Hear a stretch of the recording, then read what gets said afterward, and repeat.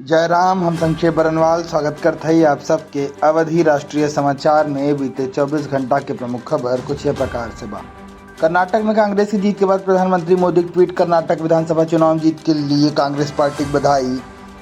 लोगों आकांक्षा पूर्ण करे खातिर उन्हें हमारे तरफ से शुभकामना। वे आगे कहन उन सबका धन्यवाद जो कर्नाटक चुनाव हमारे समर्थन के। हम बीजेपी कार्यकर्ता कड़ी मेहनत के सराहना करते हैं। कर्नाटक विधानसभा चुनाव में कांग्रेस के बहुमत मिले। भावुक बहन पार्टी प्रदेशाध्यक्ष डीके शिव कुमार कहन हम उस दिन कभी ना भूल सके जब सोनिया गांधी हमसे मिले जेल आए रहे। वह कहन सोनिया गांधी हम पर विश्वास जताएं। वह दिन के बाद से हम ना सोए। ये हमारा अकेले जीत न हो। कर्नाटक विधानसभा चुनाव भाजपा की हार के बाद कर्नाटक के मुख्यमंत्री बसवराज बोम्मई पद से इस्तीफा दे दें। इससे पहले बोम्मई कह रहे हार की जिम्मेदारी लेते ही 224 सदस्यीय कर्नाटक विधानसभा में कांग्रेस 135 सीट जीत चुकी बा और एक सीट पे आगे चल रही, जबकि भाजपा को 65 सीट पे जीत मिली रही। उत्तर प्रदेश के मुख्यमंत्री योगी आदित्यनाथ ने निकाय चुनाव भाजपा प्रदर्शन के लिए कहन कार्यकर्तन के मेहनत कारण पार्टी की अब तक के सबसे बड़ी जीत मिली बा। वह कहन 17 नगर निगम जब पार्टी पहली बार पूर्ण बहुमत के साथ जीत हासिल करें सफल भय। हमें कभी न मतदातन की शुक्रिया अदा करते। तमिलनाडु में प्रवासी मजदूरन से हिंसक फर्जी वीडियो पोस्ट करे वाले यूट्यूबर मनीष कश्यप पे एनएसए लगावे के राज्यपाल रविंद्र नारायण रवि द्वारा मंजूरी दी गई। रिपोर्ट्स में तमिलनाडु राजभवन प्रतिक्रिया दी है। बकौल राजभवन राज्यपाल ऐसा कोनो आदेश न जारी किया है व ऐसा गलत जानकारी साझा करे वालन पे कानूनी कार्रवाई की जाए।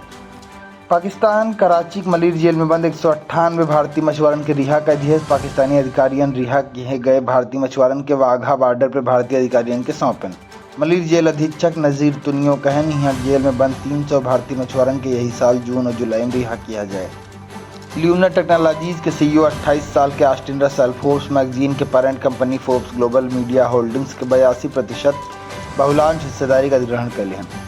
रसल बताएं ये डील करीब 800 मिलियन में भाई। गौरतलब है रसल 25 साल की आयु में दुनिया की सबसे कम उम्र के खुद से बना हुआ अरबपति हैं। लखनऊ सुपर जायंट शनिवार के निकोलस पूरन के 13 गेंद नाबाद 44 रन के धागा खोल पार्टी के बाद सनराइजर्स हैदराबाद के 7 विकेट से हराए दे।